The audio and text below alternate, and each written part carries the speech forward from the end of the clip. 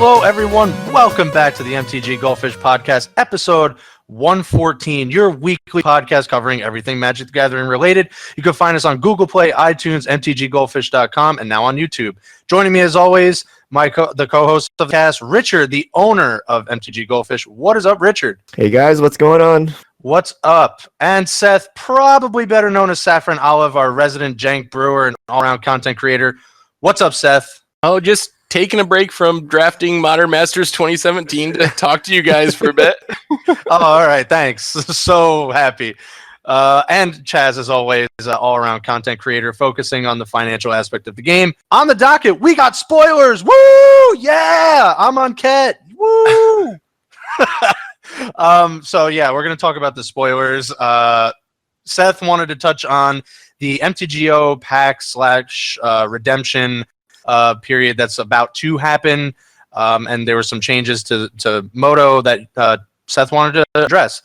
Then that will lead us to a gold fishing segment, just a random segment that we created just to be, shoot things between each other, just talk randomly about Magic or whatever else, and then that will lead us around to fish mail. So we're going to answer all the questions that you've sent in since the last time we've met. So, Amonkhet, what do you think so far, Richard? So what is the point of having an official spoiler date if you're going to screw up all the content creators to start releasing things the week before?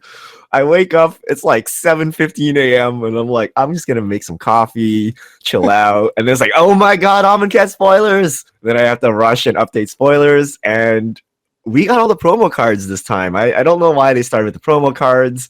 Suspiciously, there was a leak this morning of the promo cards. Maybe Wizards was just super fast, or Wizards was trying to figure out who the source of the leaks were. But we got a dragon of all things. We got some new mechanics. We got Embalm, Exert, and an old favorite, Cycling. And we also got a leak of the 2 Planeswalker Deck Planeswalkers, Gideon and Liliana. So those will be exciting. It's awesome. I mean, we were waiting for next week, but Christmas came early. We got spoilers this week, so new cards to talk about, a lot of new art, and a lot of new mechanics. So it should be an exciting podcast. Oh, I'm just happy that cycling's back. If there was one mechanic I could pick to make evergreen, I think it would be cycling. It's a really elegant mechanic, and it's just so good for gameplay. Mechanics that reduce the impact of Mana Screw and Mana Flood, and kind of like those feel bad games where you don't get to play Magic at all. And cycling is one of the best at doing that, because if you're light on lands, you can cycle and look for lands. If you flood out, you can cycle your cards to try to find more action, cycle a bad card to find a better card. So I'm really happy that cycling's back, and I would love to see it be evergreen. So the cards themselves look pretty sweet, and we'll see if they can compete with our current standard format. It's really hard to make any firm judgments until we know more of the set and have another banned and restricted announcement, but it'll be fun to talk about them because some of them look really powerful. Whether or not they can compete with our current standard kind of remains to be seen at this point. I am super, super excited. You know what? I was like Richard. I woke up. I had to, normally I don't have to feed the cat, so I had to I was rolling around at like 6 o'clock, and okay, anything happened? Whoa! There's Amonkhet stuff already. We had these weird leaks, and then they went ahead and basically confirmed them, and I was like, oh, this is pretty cool. We got brick counters, we got Embalm, we got Weird Dragon, and then I didn't know what Revert did at times, so I was like, all right, so I'll kind of see what Revert actually does. Turns out it's actually pretty sweet. So we got dragons, we got demons, we got zombies. I mean, I don't know about you guys, but I'm pretty excited. I mean, we got all the non-Egyptian things. Yeah. Spoiler season for some reason. Yeah. I mean, there has to be some dragons. I mean, demons are pretty, Hades. There's some demons. That's Daryl's, Chaz. Egypt, wasn't it? What's pyramids? Chaz. Anubis. Yeah, see, Anubis got some zombies and demons. So All right, let's jump into it. Let's start off with the first thing you think of when you think of Egypt. Dragon.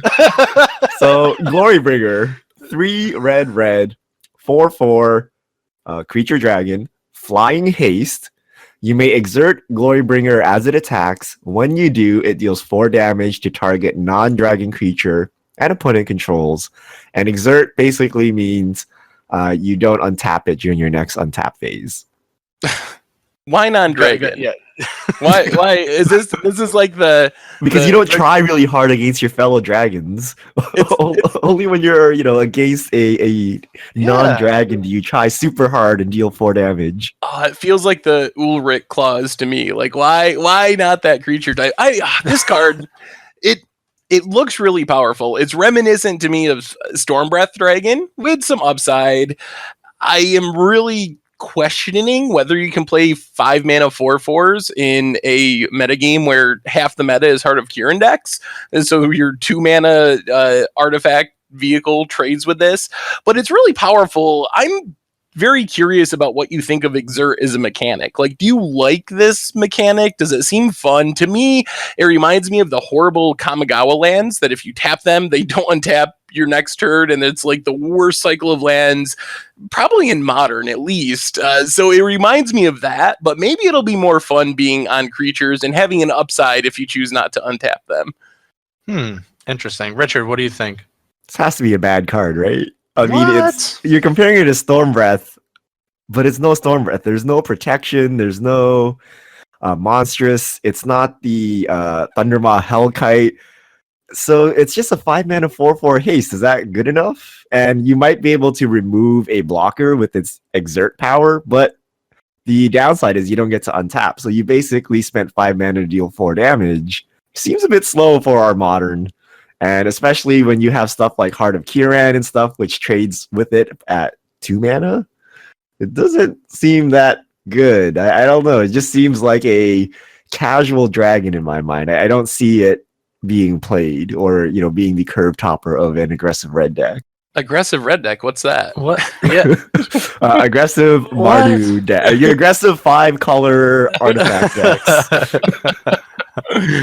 Well, I mean, this is a pretty decent top end for those non-existent red aggro lists. I mean, it's coming together. I don't know if it's... I mean, we're going to have to see, but I think I'm going to have to be the only one that's going to be at least positive about this card. Yes, it's not Thunder Breath or Thunderbreak, Thunderbreath. It's not Thunderbreak. It's not Storm Breath. It's not Thundermaw. So, yeah, I get it. It's probably not going to see play in Modern, but I mean, I think this is at least decent enough for Standard. I mean, you can throw a couple of these in there. The Exert, you're likely going to kill many things in Standard as it is right now. Seth and I were discussing before the podcast that whether they change the rotation or not, this set was built to play with Shadows over Innistrad no matter what. So that blocks. So it does kill some Grim Flayers, and because that's still going to be a thing with cycling. They're going to ban Heart of Kiran, so you don't have to worry about that. And yeah, I mean, even if they don't ban Heart of Kiran, you can ping off something that's going to crew it anyway. And then, all right, they're Heart of Kiran trades with your 5-drop. No, What? Chaz, don't say that. If What? there's Heart of Kiran, this card's unplayable. Like, I think I don't think you can put this in a deck if Heart of Kiran's like No, it is now. it shoots the card that's going to crew it. So okay, you get some value there. And then their 2-drop blocks your 5-drop. Like, I know that doesn't look very good on paper, but The thing I like the card. I really do. I'm with you on not like Richard. I really think this is a powerful card and a good card. I just really think it's gonna have to wait till rotation or for a banning, because I just really think you can't do it until then. But I think it is close to some of the good dragons we've seen in the past, like Stormbreath or Thundermaw. Maybe not as good, but I think it's close, and it is the buy a box or wait, what is this promo? This is the game day. Yeah, it is the top game day promo, and it looks really sweet. So it has that going for it, whether or not it sees play or not. Like, the full art promo it's got some sweet fire and looks pretty cool. What was that dragon we talked about for the red video for the set review? It has to be better than that, right? Wait, it's way better than that. What is that dragon? I don't even remember. I don't remember that dragon whatsoever. It's from Kaladesh or Aether Revolt? No, it's Aether Revolt. Oh, it's probably better than the dragon we don't remember. I'll give it that. Yes. They missed an opportunity here. They should have just made this a 5-mana 4/4 flying haste and slapped Embalm on it. Ooh. That would have been interesting. It But would be like awesome, like actually probably very playable for standard. But B, you would have zombie mummified dragons. Like, come Ooh. on, that's like so good. that would be pretty sweet. But I mean, I don't think Exert's really flashy. It might not be as interesting as some of the other mechanics, but I do think it's a pretty efficient. It'll be efficient. It's like kind of, I mean, not as good as Delirium, where it's things are just happening, but I think it'll be good enough. And the reason I brought up the Shadows over Innistrad was you do get cards like Always Watching, where if you play this Always Watching before a card like this, Exert doesn't actually tap the creature. So if the creature has Vigilance, then Exert is just basically a free trigger. And then the Heart of Kiran can't even block the 5/5 dragon. So then there you go. Ooh, Good. that's a good point. See? And it's possible we get a Planeswalker or something that gives your creature vigilance. It's always one of those abilities that Planeswalkers seem to have. So it actually combos well. Well, Richard, one of the Planeswalker pack Planeswalkers untaps creatures. Yeah. Come on. Yeah. There you go. So maybe there's enough synergy here to make it work. Yeah, see? I got right. you guys. Let's move on to True Heart Duelist. It's an uncommon, 1 and a white, human warrior, 2/2. True Heart Duelist can block an additional creature each combat, and it has Embalm, 2 and a white. And Embalm is basically when your creature's in your graveyard, anytime you cast a sorcery, you can pay its Embalm cost, and you get a token that's a copy of that creature. You exile the original creature, and your token is also a zombie. Yeah, I mean, I think the mechanic's powerful. I'm just naturally a 2/2 with upside for 2 is not good, but it's already like on curve essentially, and being able to just randomly get it back when you're flooded out or whatever. So I think this will be a constructed playable mechanic. I don't know if this card in specific will be constructed playable, but I think it's has potential to be a good mechanic in constructed because it's just kind of free value if the front half of the card is on curve or above curve anyway. Yeah, this is another bring back from graveyard mechanics, Undying, Persist, Unearth, etc. I like it. I like the flavor. I like bringing back zombies. I just don't like the fact that you're going to have like 20 different token cards for like every single card with an involved mechanic on it. That's a little weird. But otherwise, I really like the mummy aspect of it. So, bringing back a zombie army by just basically resurrecting things out of your graveyard is very sweet, and gameplay wise I love it. I just don't love how mechanically this is going to play out with your perforated Embalm stickers that you get, and or you have to collect 20 tokens or something. Like limited games will never look normal because you're never gonna have like 20 of those tokens sitting around. So a little weird mechanically. This is something a digital game would do very well, but I really like the flavor of it, and I think Embalm fits. And the question is how conservative were they on Embalm? Are we gonna get really powerful creatures that are hard to deal with, or are they all gonna be underpowered bad cards that you don't care about? So that's the only question we have in my mind. Yeah, I think when it comes to these mechanics, we're going to get something worthwhile. But this is really sweet, and unlike, I know, Richard, you're right, it can probably get a little confusing with all the different specific tokens that each one of these cards make. But I thought that was actually the coolest part of it, was that these cards are essentially the same cards that when you embalm them, they're not like a weak kind of just a random zombie that you get. I think that's like the greatest part of it, is that you get the same creature, it's mummified, the mechanics work, the flavor's there, and you're right. So I think for a 2-mana 2/2, like I would like to see some more embalm creatures, obviously, or whatever else that you think up of embalm.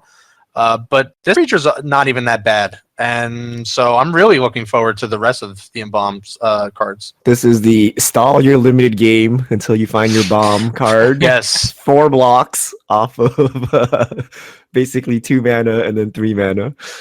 Stall your limited game for your Embalm card. Oh, see? Oh, dear. Should we edit that card out? I'm sticking it in. Yeah, just leave it in there. Yeah. So I think we're 3 out of 3 for mechanics, because this Glorybringer and the card that we're going to talk about in a minute, I think they're all pretty sweet. Oh wait, we have the card thing that's still kind of unconfirmed, but probably real that we talked about. But yeah, and Bomb's really sweet. I mean, I'm really into this set so far. It's really sweet. All right, let's talk Oracle's Vault. 4 mana artifact. 2, tap it, exile the top card of your library. Until end of turn, you may play that card. Put a brick counter on Oracle's Vault. Tap it, exile the top card of your library. Until end of turn, you may play that card without paying its mana cost. Activate this ability only if there are 3 or more brick counters on Oracle's Vault. So this won't be good, but Paradox Engine. Ooh, Yeah. so sweet with Paradox Engine. It's all you, Seth. Play your whole deck for free. I really like the flavor. I think it'll be a fun janky against odds card. Probably maybe a commander card even, depending on how competitive the deck is. But I can't imagine this being standard playable. What? Why? It's like a delayed, super awesome Aetherworks Marvel. I think it's because everyone's playing Artifact Hate because we have so many good artifacts. So it seems like waiting 3 turns to really do something sweet when people are playing like main deck Fragmentize and Natural Obsolescence seems like a tough sell. Yeah, I think the flavor here has to be a win, right? Like you're constructing something, the brick like counters. I really actually think it's pretty ironic that this has brick counters on it because when you tap it and you exile a card and you actually brick, it's gonna like be that much better. So this is like the ultimate failure check for a player. So yeah, definitely tune in to streams or videos in the future where you're gonna brick with this card, Seth, and then the memes will start and it'll be great. Does Hasbro own Lego? I would have. Does it? Or do they own the knockoff Legos? They must own some kind of Lego property, right? This seems like a good cross-promotion opportunity.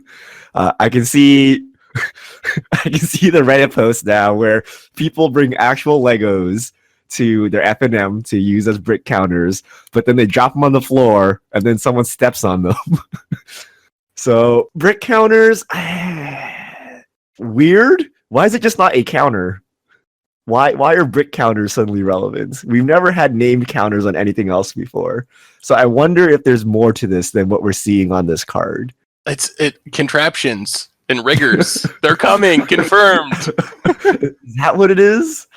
Have we had named counters before? We do occasionally occasionally have name counters. I'm trying to think of an example, but I know there are other weird, flavorful counters. I can't think of one off the top of my head though. Ice counters, like Dark Depths. Yeah, there's like a few examples where you have unique counters. All right, I'll take it. So I don't think this is standard playable though, unless they give us like Enlightened Tutor or not Worldly Tutor or something, right? Where you can actually tutor something, or Vampiric Tutor, I guess is a good one. And you put it back on top, and then you you use your Oracle's Vault, because otherwise you're just randomly getting a card off the top for free, which probably isn't that expensive in most cases. So you need somebody to actually stack your deck to make this worth it. I think Hasbro actually owns that knockoff Kreo. Kreo. I was actually looking that up when you guys were talking. I was actually really. Isn't it Mega Bloks? Mega Bloks is the knockoff. I don't know. Right? I don't know. This is like a knockoff of the knockoff. Yeah. Oh, I don't even know who owns Lego. Is it Mattel? I don't even know. That sounds right. Maybe was Lego always its own thing? I don't even know anymore. Oh, speaking of Lego, how sweet would a Lego Magic game be? Oh. Well, anyway, back to Magic. Yes, back to Magic. Ifnir, 3 black, 5/4 demon, flying. When you cycle or discard another card, put a -1/-1 counter on each creature your opponents control, cycling 2. So does anyone know when you cycle something, you are technically cycling and discarding? No, you only get you only get one or the other. I mean, it's still pretty powerful. I think that this has potential. Right now, we just have to see what the support is. Like, how many cards have cycling? What support do we have for cycling? If there's a lot of playable cycling cards, and the bar is pretty low when you can cycle. I've definitely played some really bad cards just because they can cycle. So I think if there's good cycling cards, this could actually be really good. It kills a lot of things in Mardu vehicles, and if you can cycle something, it actually gets around the Heart of Kirin problem because you can shrink it down to a 3/3 and then block it or attack through it. So I think this could be playable if there's enough support. I wish this was legendary. This would be a sweet commander. We've already played cycling decks before, and being able to put -1/-1 as you cycle is really, really strong. And a 5/4 flying body is not bad too. So I'm really excited to see what other cycling cards we get. I wonder if there's a cycle, like an actual color cycle, like there's one for each color. I wonder if we have a legendary cycler. That would be pretty sweet. Making the cycling deck in EDH an official thing. I think this is playable, depending on how powerful the format is, but just cycling is just drawing a card, right? That's good, right? So getting -1/-1 counters as you cycle is pretty good, assuming you're not dead. So as long as the format is slow enough and the power level is not too outrageous, this seems pretty good. And, worst case is you can just cycle this card itself. You don't need to cast it, right? Just cycle it for 2 mana and do something else. So this could be good. And this is actually pretty interesting in control, because one of the worst things you can do in control is draw your finisher in your opening hand. So now you can actually just cycle it away, and this helps you stabilize the board, and it's a 4-turn clock. So maybe some kind of black-based control is viable with this card. Yeah, I think cycling has always been great. I think we're going to get some strong cards in addition to this. But this is, I'm with Richard. I wish it was legendary, because that would mean all kinds of awesome commander and EDH implications. I got to tell you, if it's not this card, it's going to be some other -1/-1 counter matters cards that's going to get that poor whiny constrictor banned. That is oh, I didn't think about that. Yeah, that is going to be pretty crazy later in the game, when you can either just play this and now realize if you just have a discard engine, you get the -1/-1 counters too. So you have like those what's that weird enchantment from like Aether Revolt? It's like stockpile something. I don't think this works the way you think. Because it's Whiny Constrictor says if one or more counters would be placed on an artifact or creature you control, place an extra one. So I think this actually makes Constrictor worse. Because if your opponent has this and you have a Constrictor, you get double the amount of counters. That's only your stuff? Okay. Only your stuff and you from Constrictor. Right. Wait, is it a may or you must? It's a must. There's no may. Oh, so this just like really hoses Constrictor. Maybe this is the answer card to Constrictor. Yeah, they call down the R&D. More fair. Make a winding constrictor answer, and then they just start putting in -1/-1 counters. Well, okay, if it's not okay, then maybe this is not the card that's going to get it banned. But there will be other cards that put other stuff. So no, actually, no. Well, then I think all -1/-1 counter. Then it's just bad for constrictor in general. I have a question for you guys. So we know cycling's coming. What are the chances we get cycling lands? Oh man. I want them in Modern so bad to go dangerous from the loam. That is dangerous. No, I don't. Not people get cycling lands. Is it dangerous? Yeah, they why exist. Not, right? Don't they exist in Modern today? No, it's Onslaught. They actually don't. They just missed it. Yeah. I don't think it's going to be a problem in Modern, so I think they'll put them in. I think this is a good chance to make a dual land with cycling on it. That comes into play tapped, obviously. That's what I was wondering, if like Scry lands, if you just had the dual land cycle be rare dual lands, but instead of scrying, you can cycle for 2. Would that be too overpowered for a land cycle? Why would it be too overpowered? It's so good. I mean, I don't know if it's overpowered, but the ability to get rid of a land and draw a new card when you don't need them is pretty good. Also works well with Life from the Loam and stuff like that. But so is the ability to scry 1 on a land, and I don't think that broke Standard or Modern or anything like that. That's I mean, if you want to spend 2 mana to cycle a card in Modern just for Loam, like by all means, go ahead. Right? Like I don't know that's a backbreaker there.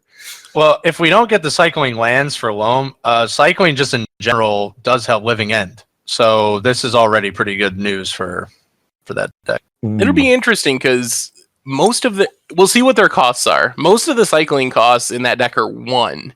So we'll see if it's all the 2 mana cycling. It might have a hard time unless something's really good for that deck in specific. But I wouldn't imagine you play like Archfiend in that deck because I think 2 mana is oddly too expensive for the cycling cost. Do you think we'll see cycling pay life? Or are we done with that mistake? Oh, that's a There's mistake. no way that can be balanced, right? That's why you play Fluctuator, right? Like Street Wraith 2.0? No, you don't play Fluctuator. You can't. You can't even play that in Modern. I don't think so. I bet they're all like this. I'll be curious to see if we get any different kinds of cycling, or if it's all just pay 2 generic cycle, like land for cycling or paying colored mana for cycling, things like that. Well, I don't think basic land cycling was that crazy. Though Crozan and Tusker, represent green, but that card's always been awesome. Yeah, that draws you a card though too. When they did the fixed land cyclers in Alara, they were all just like passable. Yeah. We'll see. I think maybe for standard they just leave it regular cycling. I can't paying life for cycling is just do we just like ban Death Shadow now or do we ban it like tomorrow? Like 8 more street rates? Like there's no way. So one more cycling question. Any chance we get a reprint of Lightning Rift or Astral Slide? They're like 2 of the most fun cycling cards. Astral Slide was so like it was really awesome when you were playing it. Really not awesome when you weren't playing against it. But it was fun. I Astral Slide so many Exalted Angels.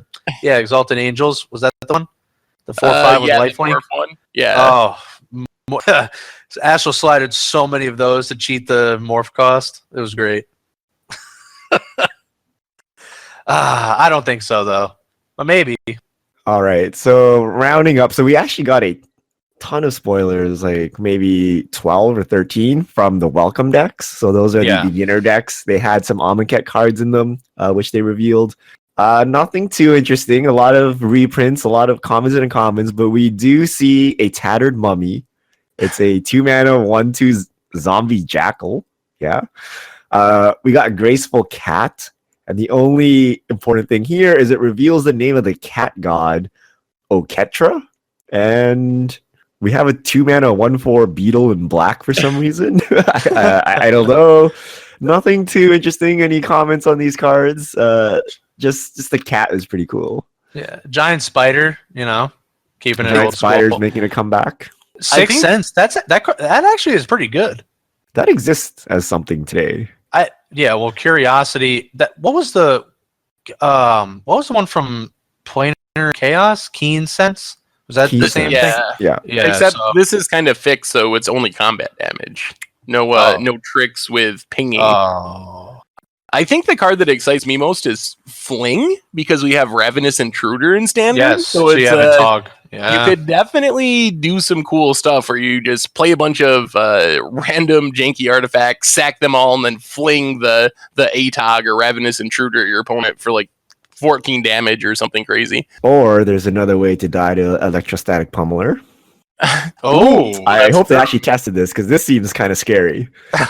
You just sit there and fling your big pummeler, because now you can't even chump block or try to counterplay the trample card. You're just gonna get flung to the face. Yeah, it does lower the amount of like tricks that you need to play, because you don't have to normally it kills on its own just from doubling, but if you don't get there, then fling takes you the rest of the way. It's also interesting because it kind of gives a pummeler haste. If you just have a bunch of energy, you don't have to wait for it to be unsummoning sick. You just pump, fling, game over. That's true. If you don't, you're right. Yep. All right. So we also had leaks of the Planeswalker deck Planeswalkers. So we previously got the official art from them, and then today there were pictures of them posted. And then someone enhanced the pictures so that we could read the text. And here we are. We have Gideon, Martial Paragon, 4 and a white, so 5 converted mana cost, Planeswalker Gideon. +2, untap creatures you control. Those creatures get +1/+1 until end of turn. 0 until end of turn. Gideon becomes a 5/5 indestructible, prevents all damage that will be dealt to him. -10, all creatures you control get +2/+2 until end of turn. Tap all creatures your opponents control. And we don't know the starting loyalty because it was covered by the box packaging. I All mean, right, Seth. This is the test. I'm not doing it this time. I'm not doing it. I'm not doing it again. Seriously, you have to. You have to. It's a tradition now. You have to be the bar that you set the bar for these things. I will say, Gideon, Ally of Zendikar, is like pretty much the best card in Standard and has been for quite a while. And the Planeswalker Gideon's only 1 more mana, and it still becomes a 5/5 indestructible. So maybe, I mean, it's not going to see play why Ally of Zendikar is still in the format, but I could imagine a 5 mana 5/5 indestructible isn't bad. Like maybe that one could see playing constructed. Maybe They have to be getting close, right? The Gideon, I gotta admit, like I've been a little shy. Like, well, they've been getting better as we go along, so now it's like I kind of have to like give credence to these. I don't know, like if Gideon Ally of Zendikar did not exist, like it, and once it rotates, like we have to see I'm assuming there's a actual pack version, but this one's not bad. I mean, you get to untap a creature, it gets +1/+1, so you have the exert combo, your synergy going there, and that -10 is pretty good. It's pretty good. If it comes in with 5, you got some doubling season combo. Yeah, gotcha. Liliana's just so much mana. 7 mana. So that's like, you compare that to Karn, and Karn is colorless, and this requires black mana. And I think that Liliana is a little bit behind the curve. Richard said it best on Twitter. If it started with 10, that would actually be pretty good. It would actually be pretty good. So Liliana, Death Wielder, 5 black, +2, put a -1/-1 counter on up to 1 target creature. -3, destroy target creature with a -1/-1 counter. -10, return all creature cards from your graveyard to the battlefield. Pick off Toolcraft exemplars all day. Wait, is Deploy the Gatewatch rotating out? Oh no, not until October. That's a future against the odds for me. Is just all Planeswalker deck Planeswalkers in the Let's do this. You need like creatures. Like half of them don't do anything without creatures. What's your creature gonna be? The creatures will be the tutors, the Planeswalker tutors. Does that random server to the conduit? That's gonna be monstrous. Does it have like 5 +1/+1 counters? You get +1/+1. Oh, it's got so many things going for it. You laugh, but I think Liliana Death Wielder is pretty good. Not for standard. But I can see EDH shenanigans. Yeah. Other things, like, I don't know, just destroying a creature with a -1/-1 counter seems pretty sweet. No, like seriously, if it does start with 5 and like there's doubling season shenanigans already in EDH, like this is not that bad. Yeah. Right? Like this is like pretty good. Yeah. I mean, I guess Rise of the Dark Realms is 9 mana. So if you have a doubling season, you're saving on 2 mana for this. But I like it. This may be my Liliana bias. But it definitely is. If you everyone else is. Okay. Oh, wait. You lay the bricks with Oracle's Vault. You tutor Lily to the top, put her into play. And then put a -1/-1 counter on. Yeah, what's the? Wait, you can play Oath of Gideon. You play Oath of Gideon. Get her down to 6. And then. But serious question: how are these two supposed to fight each other? There's no way you're casting a 7 mana Liliana in your Planeswalker deck unless this means the return of Dark Ritual. Do you think there's mana acceleration? I doubt that. Dark Ritual in the Planeswalker, like for like new players to just throw in Dark Ritual. What if it's fixed Dark Ritual? What if it's like sacrifice a zombie, add 3 mana? It's gonna be Anarchy. Maybe the Liliana tutor. Maybe that's what it is. It's like I don't know. Ooh. Somehow Yeah. adds 5 mana and adds enough mana that you can cast. Adds 7 mana only to cast Liliana Planeswalker spells. Doesn't the Tezzeret tutor like kill a creature or something like that? It does, yeah. Hey, if it does something and you add 7 mana, Destroy a mana, creature, just add as a a black Liliana. mana for equal to its converted mana cost. Ooh. But there's gotta be some way, right? Because there's no way Yeah. these decks are That's balanced gonna be at all so if you just balanced. cast these Yeah. fairly. Because you're never gonna cast Liliana. 7 mana is a ton. And And Gideon Gideon's- just zeros and like beats your face in. Like you're not gonna get anything accomplished here. Even if you do cast it, Gideon's still just gonna zero and beat her face in. Is it indestructible? Oh yeah, he's indestructible too. Oh man. Path to exile. There would have to be a way, maybe like an edict card. That could It's the be. one from Gate Crash, Devouring Flesh. They could have something like that. That'd be interesting. Yeah. Planeswalker Edict. That would be a good card to Seth, have. it's there. You have Deploy the Gatewatch. You have the other tutor from Oath.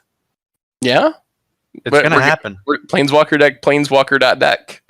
Yeah. Serve another conduit. You have Oath of Nissa, Oath of Ajani. You got this. Are we at the point where we have the most planeswalker decks, planeswalkers legal and standard? Well, Seth just wrote that article. Are we? Hour of Devastation will add 2 more, and then we will be. I believe. All right, so No, that's no, one no, against the because odds there's- of It's gonna coming. have 4 more. There's actually no rotation. You're right. With the new rotation schedule, next summer there'll be like 16 Planeswalker Deck Planeswalkers or something. There we go. ridiculous. We got a deck. Well, wait a minute. Doesn't each set have its own planeswalker? So, like, Hour adds like 4 on its own, doesn't it? I was just I mean- talking about the planeswalker deck, planeswalkers. Oh. Right. Yeah. Just for Planeswalker decks, there's 2 each set. Right. Oh, yeah. Next summer, there's going to be a lot. Well, whatever. I'm still buying Liliana Death Wielder, and she will have the same spot in my binder beside Liliana the Veil. They're equals. I don't care what you're talking about. She's still cool. I still like Liliana. It's good. Yep. So those are all of our pre-spoiler spoilers. So spoilers officially start next week, but I hear someone said they were getting masterpieces spoiled tomorrow. I don't know what's going on. Yeah. I They think they're- have done that in the past, though. To be fair, they did post like the masterpieces like well in advance. So any speculation on what masterpieces we're getting now that we have some of the cards? I still have no idea. I have no idea. Yeah, your guess is as Cycling, good as mine. any card with cycling is now Giant spider. Planeswalkers would make sense, but I don't think they would use that trump card this early. Maybe Seth nailed it earlier in the cast. You have the riggers and contraptions. No, we just did that. We just came from an artifact set. I don't know. Yeah, I have no idea. Yeah, Vengeful I guess. Pharaoh is going to have to be one, right? Like that has to be one of them. Maybe so there is bad. no theme. Maybe it's just a collection of cards that seem Seth, Egyptian. we've been over this. You have to have like a few of them that suck. But I mean, Ornithopter's way better than that. Vengeful Pharaoh is like a one of in some lists In some sometimes. EDH decks. Yeah. Wait, no, that like aggro loam list wasn't there like Yeah, one of Pharaoh? yeah, occasionally. I mean, we'll know tomorrow. It sounds like Yeah. from social media, a bunch of different streamers and content people have masterpiece spoilers tomorrow, and then they're all supposed to be out Wednesday. It said so. In the next 2 days, we will know all the masterpieces from Amonkhet. All right. We actually talked about spoilers for a while. Did you want to talk about the MTGO, the packs, and the redemption real quick, Seth? We can save it for next week if we're Okay, going that's long fine. on time. It doesn't make a big difference. Oh, Yeah. there's one thing that we should discuss. It's the 1v1 commander leagues that are Oh, we upcoming. should mention that, Oh, yeah. yes. On And they Magic Online. and they switched the health to 30. What do you guys think about this 1v1 30 health commander? They've had this for a while now. No, the dual commander list, so the dual commander stuff over in Europe. They've been doing this for a little while now. But it's officially coming to Magic Online with tournaments and so forth. That is going to be really sweet. And I got to tell you, because I've played a lot of the 1v1. I think they call it Leviathan now, and like the dual commander like split off. That like there was a whole thing a while back, but it's actually really fun. So if they use, I don't know what like kind of ban list or anything like that did they say anything about that? They are going to have one this fall. They're going to have a ban list, but they didn't say what it will be. Then I'm assuming they'll use something similar to the European ban list. And I mean, it's been pretty fun. I'm actually, personally, I'm excited for it. I think it will be fun and it'll be cool to have tournaments. I know I talked to you about it, Richard, and you made a good point that it won't be what people think of, or a lot of people think of when they think Commander, where you just play your janky 8 drops and kind of casually. So what do you think, Richard? I know you were not as excited as I was. Yeah, I really dislike this. Not for the new gameplay mode, but Wizards should have used this opportunity to call it something different, because it's not the Commander that 9 out of 10 Commander players think of. It's not multiplayer. It's not play your casual kitchen table jank. It's Legacy Light. It's 1v1 Commander. So it's Singleton Legacy, basically, with a card you can always cast. And it will be competitive. And I can see a whole lot of people building, their favorite Angel deck, queuing up and getting slaughtered on turn 2 and, putting a bad name on Commander because of that. So they really should have called it something else, because it's not really 1v1 Commander. Like, the format is totally different. It's like saying, I don't know, like Standard is pre-constructed draft or something, right? Like, I mean, technically some way it's correct, but like they just don't play out the same way whatsoever. So they really should have come up with a new name, because, it's a new format. This is the first time Wizards is acknowledging 1v1 Commander. They should have called it something, but I don't know. People are more excited than they should be, I think, because I don't know if people are excited to play Legacy Light. I think most people actually want to play, true casual Commander. That's true. I mean, to be fair, I did have a lot of fun playing the 1v1 Commander. There is that kind. I do know where you're coming from. They should have, made a name for it, and I do understand that people do like just playing regular EDH. Is this in addition to everything that you can do already, or I'm not? Maybe I'm. Well, there's no formalized EDH play, so today you just go into a friendly room and make a game. See, yeah, then that doesn't make sense. So you're right. EDH, like the normal EDH, should have been normalized, and this should have been like another option at this point. But yeah, it is pretty cutthroat for people that have not, looked at Dual Commander, or I know I've talked about it on the podcast previously, but it is similar to what Richard's talking about. I mean, there are pretty quick games. It's pretty cutthroat. There's cards that you don't normally see in like normal EDH lists. So yeah, it can get kind of overwhelming at first, but it can be pretty fun. Like, I've had plenty of fun playing it. So Seth, should I be hoarding dual lands or something because of this news? It's actually a really interesting question, whether or not this is going to have any financial impact. I think it will have some, just because the demand for a lot of Commander cards is incredibly low on Magic Online, because there's no tournaments or anything. So having tournament support, I think, will increase the demand to some extent, but everything is very up in the air right now with stuff that we don't have time to go into, but changes to treasure chests, changes to payouts for tournaments. So it's hard to really say anything definitely as far as what you should do. But I think I would be more likely to just hold on to my Commander cards now than I would be before. But they're already is generally worthless, most of them. So the problem is, like you said, many of the staples of Dual Commander are legacy/vintage staples, and those cards are already expensive because of legacy and vintage. And I can't imagine that Dual Commander right off the bat is just going to generate significantly more demand than those formats and just spike the prices insanely. Yeah, I doubt that's going to happen. But let me just so I know, just to ask the question for people listening, are there, like, not that I guess shortages, are there like price discrepancies in the specific, I don't play MTGO a lot, like the Commander specific stuff? Like from Like Commander the decks and actual, so yeah, forth? the actual precons.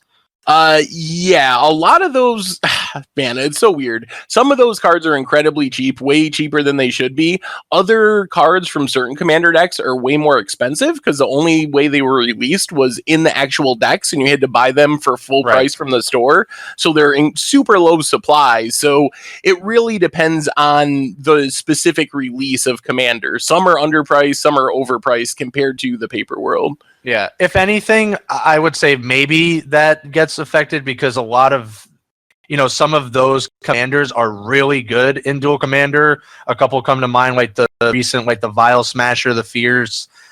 There's Titania, Protector of Argoth. Like those are really good in that format. So that could lead to some interesting stuff down the line.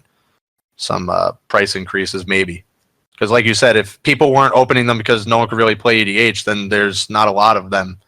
I think the big question is there demand for this format? Right. Like, how many people are going to play leagues of this competitive commander format? And that I don't know. It could be awesome and tons of people love it, or it could be, like Richard is saying, a lot of people try it and are like, oh, this isn't what I think of as commander and never play it again. So we kind of got to wait and see, I think.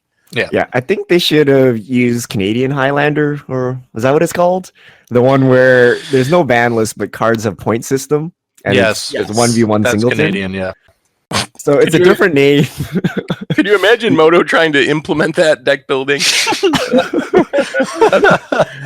But you get to play with power. You get to play with power, or is power even legal? Oh, you get to play with old powerful cards, and it doesn't have the. It has a different name, so you don't get confused. But aside from the naming, I really like the new format because it's just a way to play Legacy. So if there's more people and we have events that fire, that's awesome. So just hopefully Wizards has time to rebrand this still. Hopefully they call it something else. And you don't confuse players who want EDH casual but are thrusted into a vintage game. And so outside of that, I like the new format and I will definitely give it a shot and we'll see how. Maybe it's good for Legacy proper as well, as if people buy into this format, they're probably going to have a decent amount of what they would need to maybe play real Legacy. So maybe there'll be some crossover with people moving to Legacy from this format. I'll tell you what, if you go ahead and build Titania, you pretty much could build lands. Well, sort of, but yeah. Because a lot of the lands are actually in Titania, so. All right. I think we can go to fish mail. Oh, I threw gold fishing in, so I wanted to do this segment real quick. I know we talked about this I wanted to bring up a particular topic. So Switch update, no Switch. All right. So just wanted to throw that in there. That was your update. 3 weeks later, you're not playing. No, still don't have a Switch. Can't find it anywhere. Do you want a Switch still though? I do. You just can't find it? So let me. Just really quick.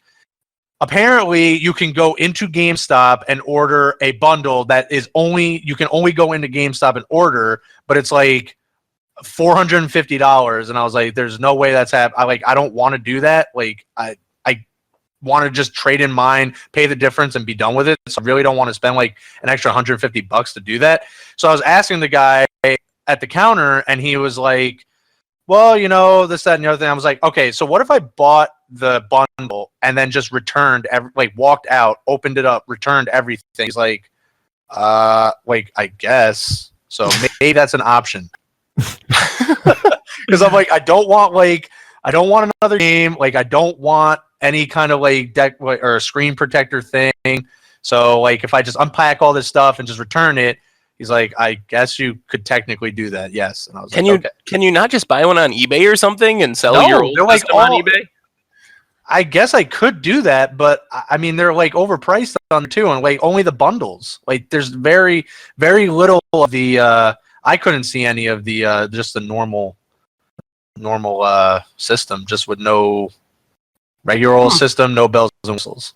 I don't know. We'll see. So that was just an update. No Switch. Probably will be another month. Well, we'll be looking forward to the next monthly Chaz Switch update.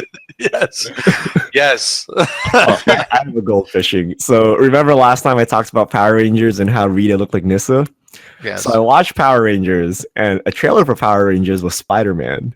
the new Spider-Man reboot with apparently Iron Man for some reason. But I don't know who the villain is in that movie, but it looks like Garrick. It's the Vulture. Is it? It's like there's like some helmet thing, and then the eyes glow green. Yeah, it's Vulture. It really looks like Garrick. It's Vulture. You see magic characters no matter where you go, Richard. Apparently, yeah. I don't know. I was a little like hazy. I was like sleepy while watching this. I gotta pull up the screenshot. I'm gonna make sure because I'm like, is that Garrick? Did I just see Garrick? There's like no way, right? What are the odds? So I'm gonna pull up a picture after this podcast and see what it looks like. But yeah, it's Vulture though. Does he look like Garrick in any way? Am I just going crazy? No, he looks like a vulture. Actually, if you look in the did you see the trailer though? Did you see the trailer? I did. I could see like you could be confused, but they had to go that direction because they can't just have the guy like in a green like leotard. Because that was the old like comic versions. It was just like this old guy in a green leotard with vulture wings. And I was like, oh, okay. So right, we're gonna bring back Magic the movie, vulture. And they're gonna have spandex because there's a market for this. We don't want this new age like upgraded superhero stuff. Yes. We want old school spandex superheroes. That's kind of why I was disappointed with the Power Rangers movie. Just give me the old school people in costume. You know? Did you watch it? It was actually pretty good. I didn't get to see it. I should though. It does seem pretty good. It's like serious and like trying to be like a real movie, but it has like some throwbacks. But it's actually pretty entertaining if you're a fan of the original Power Rangers. Yeah, my thing was I couldn't see that before Logan, and I haven't seen that yet either. Oh, you should watch Logan. It's good. I heard Logan was really good. Logan's really good. Yeah. All right, Fish mail, Richard. Let's do Fish it. mail time. If you have questions, tweet at MTG Goldfish with the hashtag MTGFishmail, and we'll try to get to your answers, to your questions on air. So, from at Ermady, is there any chance that once in a while we have a European time zone friendly stream? Currently starts at 11 p.m. for us. I mean, it could happen once in a while. It occasionally happens with set releases and stuff we stream earlier. I would say for the time being, you can always check out the MTG Goldfish replay YouTube. I know it's not the same as catching it live, but we'll see if there's a way to work that in on occasion. Yeah, I didn't realize it started at 11 p.m. for Europeans. So maybe we can do something about this. So thanks for sending that in. Next question from Blade Man 69er. Gods and semi-storm breath dragons. Doesn't Amonkhet feel like Theros block again? Yes. Yes. And that's good. Seth is right at home. This is right up Seth's wheelhouse. You got all kinds of stuff crawling around Amonkhet these days. Next question from Calhoun Comp 15. I'm looking to make some upgrades to Goblin 8 whack from Against the Odds. Any suggestions? That was a budget deck, actually. But go ahead, Richard. Sorry. I've been playing 8 whack the past couple of weeks. I've been playing Boros 8 whack because I want Path to Exile and I wanted Deflecting Palm because I wanted Deflecting Palm some Death's Shadow aggro players. Hasn't worked out. But I think so you can either go white and get Path to Exiles. Carry Zev's expertise is pretty sweet. You get Boros Charm, Deflecting Palm. Or you can go black and just play Fatal Push. So I think splashing a second color for some removal is pretty good. I know the other thing is, without considering splashes, which probably is a good idea, the budget list did not have Goblin Guide, and now Goblin Guide's a little more reasonable thanks to Modern Masters 2017. So if you can get 4 Goblin Guides, slot them in over 4 of the lesser 1-drops, the deck will be slightly improved from that as well. Oh yeah, the Goblin Guides make a big difference. So I actually I had 2 Grand Prix promos, and then I actually had to pick up 2 Modern Masters ones, so I have mismatched guides. Oh. But yeah, the Goblin Guides add a big punch if you don't have them. All right, next question. James Carr 4701. Would you consider doing a brewing deck stream or a brewer's hour? Yes. Or 3? I think I don't know about 3. that's a bridge too far. Yeah, I think it would be fun to try that. I don't know if there would be enough interest in it to make it a regular thing. But I think sooner or later I will try a stream like that and just see how it goes. All right. Late night with Saffron Olive brewing. At Brendan, do you think the removal of booster payouts from Constructed on Moto have an effect on boosters and card prices? So this is what we're going to talk about, but we're saying next week because we don't have time. But Seth, what is the one-line answer to this? Yes. Really, though, the two-line answer is boosters will be more expensive and card prices will go down. But hopefully next week we can go in-depth and do a whole segment on the impact of these changes to the Moto economy. All right. Next question. Jasper KR. As a Timmy, it's interesting to me that people spend big money as pure spikes. What is the appeal? Why not play poker? Why, it's some people just love different hobbies. And why does anyone really do anything? Because they like it. Because we were tricked and now we're addicted. It all started with that one pack of, I don't even remember it. I do remember. I think it was 6th edition. And, there it goes. Yeah, it's just like any hobby. Like, why do people race cars? That's pretty expensive. Why do people go sailing? Why do people go skiing? Like, I don't know. Someone tricked you into it, and then now you're kind of stuck into it. Yeah. You spend lots of money on things people don't understand. There are a few Magic pros that do cross over and do play poker. So, there is that aspect of it. That's what I was actually going to say, too. There is crossover there, but it's interesting that even the Magic players that go on to be very good professional poker players still come back to Magic. So there's something about the game where even if you are a plus EV pro poker player, people still go and play Magic because it's a really fun game. So there's something about it that isn't offered by poker, even for pro level players.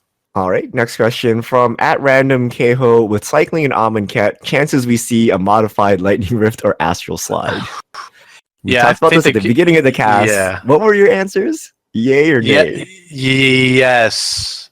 Modified, maybe. I don't think they'll modified. It has to be modified. Reprint them, but a watered down version is a reasonable shot. Yeah, agreed. Next question @Olsic. Announcement day was pushed back to June. Thoughts on return to Dominaria, movie details, digital, or something bigger? So we forgot to touch upon this, but there was supposed to be an announcement day at the end of this month, but they pushed it all the way back to June. So people are suspecting it's because of E3 or they have something bigger to announce. So what are your guys' thoughts on this? So the only thing that was added to this when they changed the date was that it's going to be big. So it could be a number of the things that the person that sent in the goldfish sent in, Anthony. It could be any one of those. It could be all of them or none of them. I mean, we really don't know. I mean, that's a whole lot of no answer, Charles. But we really don't know. I mean, it could just be that they reveal the new duels. I mean, to them, I guess that's big. To they us, mentioned maybe not. They mentioned digital a lot in the announcement, so I'm on board with they pushed it back to coincide with E3, and it's going to be a big Magic Digital next announcement. That's speculation, but that's my belief at this point. That would make sense. I believe we'll be underwhelmed. I think it'll be the big Digital Next announcement, and it'll just be a screenshot of something that looks like Magic, and then that'll be that. What? And then they'll name the next like 8 sets or something. Like at this point, what could they announce of Digital Next that would get you shocked? Is it's gonna play like Magic, it's gonna look like Magic, and it'll be good, right? Like that's all they're gonna say. So I don't expect anything earth shattering. I would be very shocked if they showed us a gameplay demo. Treasure chest. That would be. Oh God, no. We've animated treasure chests. You can now spin them. In your inventory. Yes. Next question from Mean Pork. WotC adds or removes staples like Boomerang, Giant Growth, etc. from standard every BNR. Thoughts? I mean, it could be cool for gameplay, but it adds so much confusion and complexity that I don't know if it's worth the trade-off. But I think it would be sweet for gameplay to be able to add problem solvers or just shake up the format that way. Yeah, we actually joked about this a while back, just like randomly inserting or removing cards at BNR. But I think that causes too much confusion. Maybe there was also the suggestion of like some like staple pack that gets added, like a mini core set. Maybe that could be a thing, like Deck Builder's Toolkit, make that legal and just add a whole bunch of random stuff in there. But I think at the end of the day, they just got to get standard right. And they got to figure it out because these are all band-aid solutions, and they need to figure out the process to either update standard faster through their normal channels, like through their normal sets, or figure out a way to make balanced standards. Both of which are pretty hard problems. Yeah, I think that was a great answer, Richard. All right, next question. At MT Car, what basic lands do you guys use? Any you don't approve of? My favorite are Mirage block basics, but occasionally I use white borders to troll. But there's none that I specifically don't approve of. I don't like new bordered lands in general, but there's none I don't approve of. My only stipulation with lands is they have to all match. Like, it looks really weird if you have like every like different kind of land. But you could use any land. Just make sure they're consistent. Have you guys ever gleaned information from matched lands? Like, we always say you should have matched lands so you don't give away extra information. Have you ever thought someone saw like mismatched lands and they played a land that you haven't seen before and you actually got a competitive advantage out of it? No. Because I don't think it's ever happened to me, and I play Thoughtseize like every week. No. No, a forest is a forest no matter what. I don't know. I think right now in my Gen deck I have Tempest lands. I like some of the older the old bordered lands. I don't like the new bordered lands. I'm like Seth. I'm like no battle present in the car, please. I do kind of skip around a little bit when just to change things, but normally I'm the same way. I like old bordered lands, and normally I gravitate to Odyssey lands or Onslaught lands. Oh, I really like Guru lands, which is the benefit of playing on Moto, because but I don't want to buy like 20 Guru lands. So someone's got to have like a mono blue EDH deck. With that has to. Someone has to have that. If you have that deck, send me a picture of it on Twitter. Yes, someone must exist with this out there. They're probably all miscut too. All miscut. My Guru that's wonderful. All right, next question. I don't Nos. What do you think about regeneration, and why don't we see it anymore? I guess indestructibility is more intuitive for new players, I think is the official reason, and I think it's true. I don't know about gameplay, if I like it or not. I haven't thought about it too much, but I think that's the main reason. Yeah, the rule is confusing because you get the regeneration shield or something, and it's like very confusing for new players because otherwise people try to regenerate after things have died and it doesn't really work. So I think if they cleaned up regeneration, it can come back. But it has always been really. I think it's just inherently flawed. I think it's just always. It's always been really like. It's been choppy. Like it's been really. It hasn't ever been clean. Yeah. Plus, it doesn't even work correctly. I mean, Thrun sees a lot of play in Modern, and then you have Damnation and Wrath of God, which just prevent creatures from regenerating, and then it doesn't actually work the way you want it to work. Some of the best creatures I've played with, though, had regeneration on them, so like, it's a shame. Random skeletons. Troll Ascetic was a big thing. Thrun.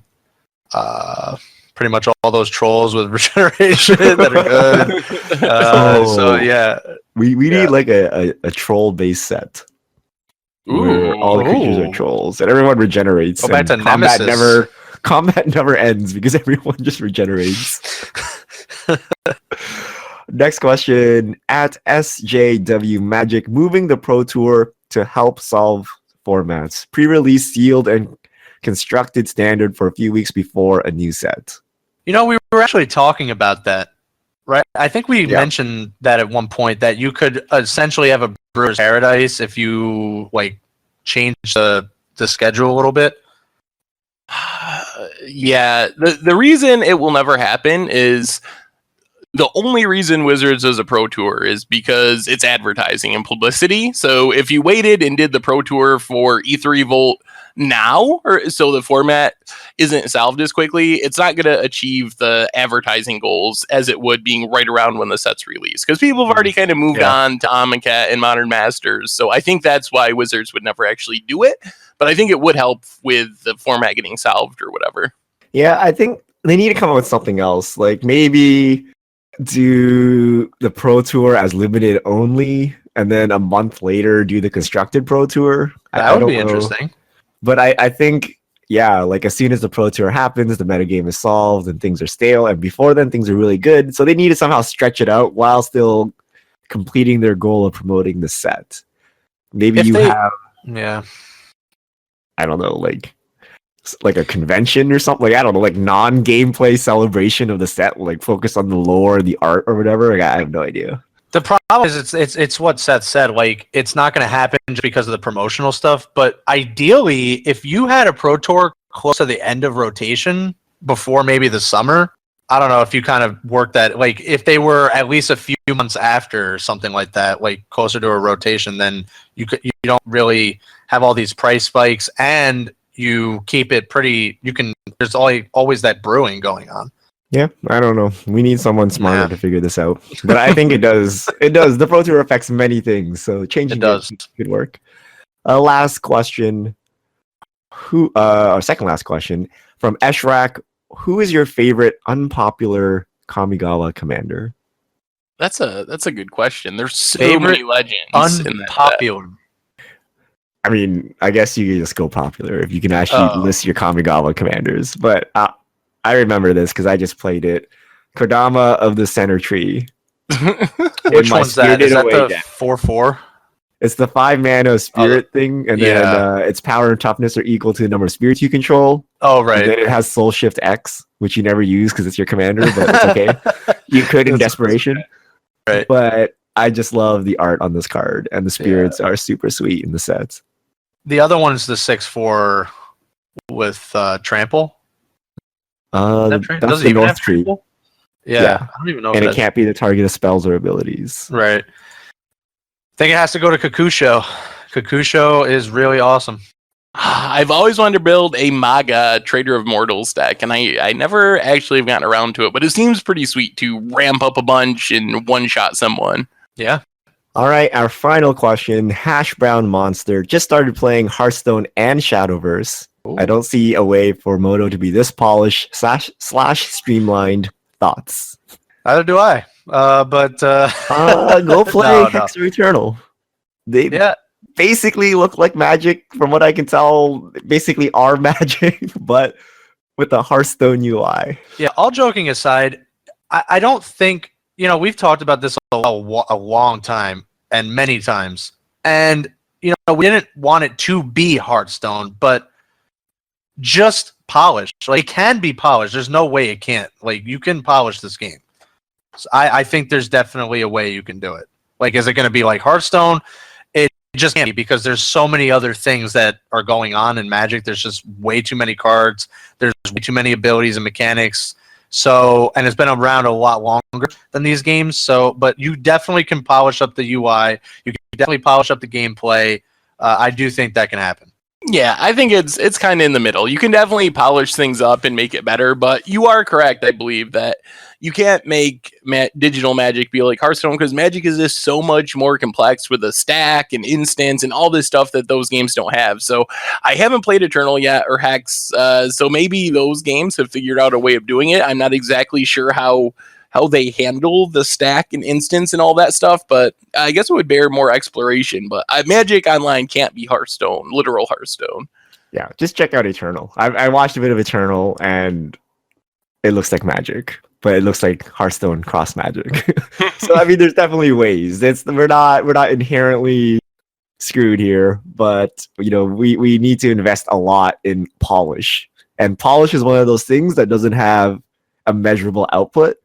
And Wizards tends to shy away from those things, but we need the dazzle and stuff like that. So that's what makes the game polished. So it can be done, and I think you kind of see it with duels and hopefully Magic Digital next. They definitely look a lot better than Moto. They just don't play as well. So I think there's room for improvement there. So that's all our fish mail. Thanks to everyone for sending them in. Remember hashtag MTG Fishmail. On Twitter at MTG Goldfish, and we'll get to your questions. Gentlemen, anything last second out the door stuff? All right. Just waiting for my masterpieces. Waiting for some masterpieces, more spoilers, and you can join us on the podcast always.